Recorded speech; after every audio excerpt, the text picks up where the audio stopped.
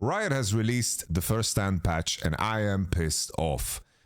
They have removed laneswaps from the game effectively with the changes they've announced, of course, on Twitter and so forth, but I thought they're going to wait until after first stand because the teams that have qualified to this competition have qualified through lane swapping. I get that lane swapping might not be fun to the average viewer, but these teams from a competitive standpoint have qualified with leveraging lane swap as a key aspect of course, the game. The changes that they've announced are very similar to what we've seen on Twitter, but with one key change. From 130 to 330, if two enemy champions, both of who don't have jungle item, are in top mid lane or surrounding areas, then the lane swap detection is going to be active. While detected, defending turrets has 95% damage reduction.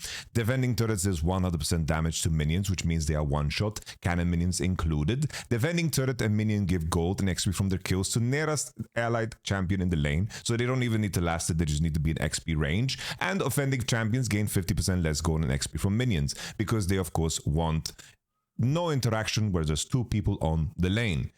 These are the radiuses where you're going to be detected, so obviously lane swaps are effectively dead. In the first initial changes, Riot Froxen said that the penalty from mid lane is going to be far shorter. So I suggested this variant where I tagged them, where basically you have your top laner lane in bottom side for a little bit with your support, and then at 215 you move into, of course, mid lane.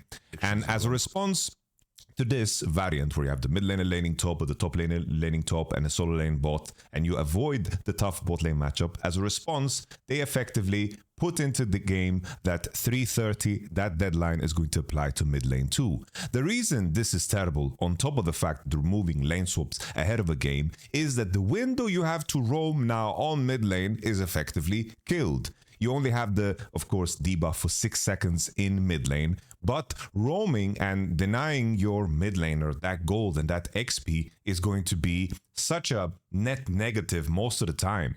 I'm talking about the roam window where you crash 3 waves on bot and your support can move into mid and maybe set up a gank. That is effectively killed. And this, of course, is terrible because maybe there's going to be a debuff, which is the lane swap detection on the enemy mid lanes. You're going to detect people. This is hurting the game. This solution is very, very unelegant.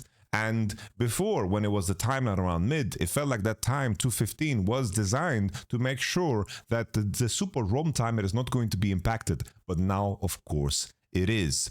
And now, of course, the big part of this is the fact that they're releasing this ahead of a international tournament. Who is to say that the teams that are playing in this tournament are the best teams in a non-lane swap meta? What if a team like Team Liquid that leverages lane swap and uses their macro to outmuscle a 100 Thieves is, of course, the best team out of North America?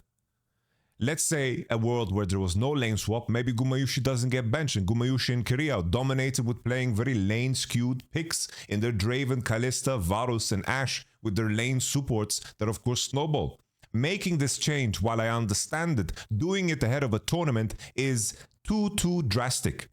And the reason I say this is the biggest patch change ahead of an international event is because of the time. There is very little time for teams to actually adjust to it. When you think about the current drafts that are occurring, we see a lot of Lulu Jinxes. We see, of course, tanks being picked in top. This flexibility is available due to lane swaps. There's certain champions at play, like for example the Poppy, the Elise. These are champions that function because of course they're very strong in lane swap scenarios to set up dives. When teams draft and they think about their early game, they think about the swap scenario. They think of course in terms of how their trio is going to dive the enemy, how the enemy is going to dive, how you're going to leverage your TPs. This is a core part of the early game so far. I'm not arguing for it to be a part of the game forever, but to ham-fist it in before first stand. Imagine from KC's point of view, they just played last weekend. They have 1 week to prepare for first stand, and they're removing lane swap from everything. And they're going to fly to Korea, which takes a day. They have media days. They have jet lag. What kind of effective practice are they going to get in a world where there's no lane swap in comparison to some of the other teams that wrapped up their seasons a lot earlier? From a competitive standpoint, this is extremely disappointing. The only thing that is comparable, of course, is the Juggernaut patch. For those who don't know, Riot made a massive change up to the game in preparation for the Season 5 World Championship. Back then, this is of course the Juggernaut patch, and the reason it's called so is because these Juggernaut classes got massive changes. Darius was a champion that got completely reworked and changed, and he became extremely, extremely strong and really, really OP. And they basically gave him like armor penetration, bigger scalings, and you know, a lot of different new effects. I'm not going to go into them, but Darius was a key part of the meta. Mordekaiser bot was a massive part of the meta. Garen wasn't played too much, even though he was changed. Mordekaiser became a bot laner, and you basically, you know, you got full experience from minions that he killed. You know, even if he had allies present, and then he could pick up fucking dragons as well with his, you know, damaging the dragon will curse it for 10 seconds. And then he enslaved the dragon when he killed it. And then it was GP also being unbelievably broken, Fiora being back into the pool. There was a lot of big changes to champions coming into 2015. So this has occurred, but the main thing there is teams had 4 to 5 weeks to bootcamp to practice. There was some breathing room to prepare for this patch. Similar to last year at Worlds, where of course AD carry mid were very, very extensive, very, very strong. But to do so close in ahead of a tournament is just crazy to me. It's crazy. Imagine your team Liquid, a very lane swap heavy team, and you're just getting nerfed coming into the tournament on a level that of course affects you extremely, extremely hard. And I repeat, I'm not arguing to keep lane swaps in the game, even though I am in the camp where I believe lane swaps in the game is healthy for the game, especially when it's not the extended ones, when you can just avoid a matchup because it adds more depth to draft. When we're going into the next split, when there's going to be no lane swaps, no fearless, we're going to see some boring ass games that are decided very, very fast. But my main point, once again, to do this so close ahead of a tournament is insanely, insanely dangerous. And this mid change to remove this roam timer from supports is awful. I really, really don't like it. I wonder what you guys think. I know a lot of people are going to say out there, I'm happy they removed it because I want to see Zeus lane versus Kana. I get that part. But from a competitive standpoint, how does it make sense?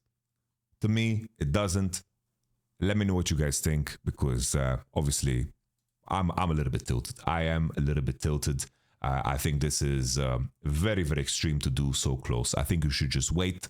Let the teams play this tournament in the League of Legends that we've seen, so we get to see the best variant of all of these teams, because they are going to scramble to adjust to these changes, and some players are going to land a lot better, right? Some players are going to land a lot better.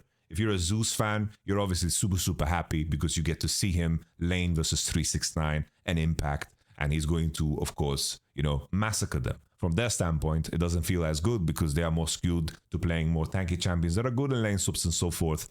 So obviously there is balances at play, but that's that. Let me know what you guys think. If you sneeze during the video, bless you and bless your face. Let me know, you know, your thoughts below. Thank you.